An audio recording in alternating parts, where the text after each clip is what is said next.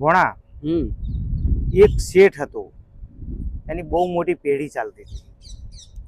એક દિવસ રાત્રે આવો જમ્યા પછી આડો પડ્યો તો ઊંઘ જ ના આવે. આવો ઓમ પડખો ફેરવો પણ મને ઊંઘ જ નથી આવતી. થાચ્યો, સારું આજે મને ઊંઘ કેમ નહીં આવતી, નીંદર કેમ નહીં આવતી. સારું જમ્યો હો કમ્પ્લીટ, બધું કમ્પ્લીટ થતો હોય, લાય થોડોક ઓટો મારી આવો ઘેરથી નીકળ્યો તો ગાડી લઈને નીકળ્યો એટલે 2 કિલોમીટર જો 2-3 કિલોમીટર એક મંદિર આવ્યું. તો એને એમ થયું કે લાય દર્શન કરવા જાઉં મંદિરમાં. તો મંદિરમાં દર્શન કરવા ગયો.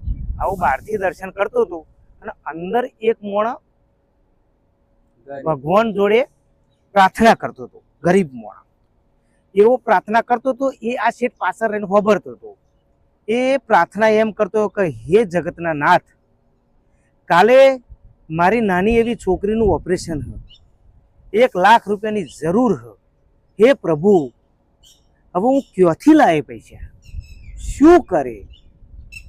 તારી ઉપર ભરોસો કરીને તારે હું બેઠ્યો, તું જે કરું એ ખરું, મારી પણ તારા સિવાય બીજો કોઈ આધાર નહીં.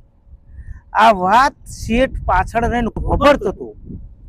એણે પેલા ગરીબ મોણાને કહ્યું કે શું તકલીફ તારે?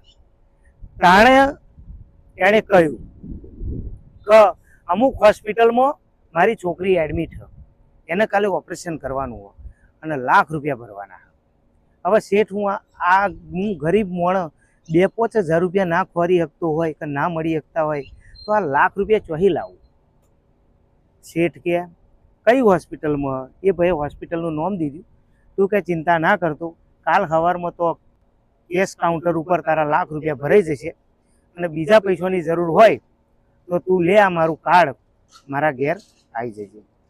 તારે પેલા ગરીબ માણસે કહ્યું કે શેઠ કે મેં તો અરજી મારા પ્રભુને કરી અને એ ભગવાન તમને નીંદર ના આવવા દીધી અને આ મંદિર સુધી પહોંચાડ્યા.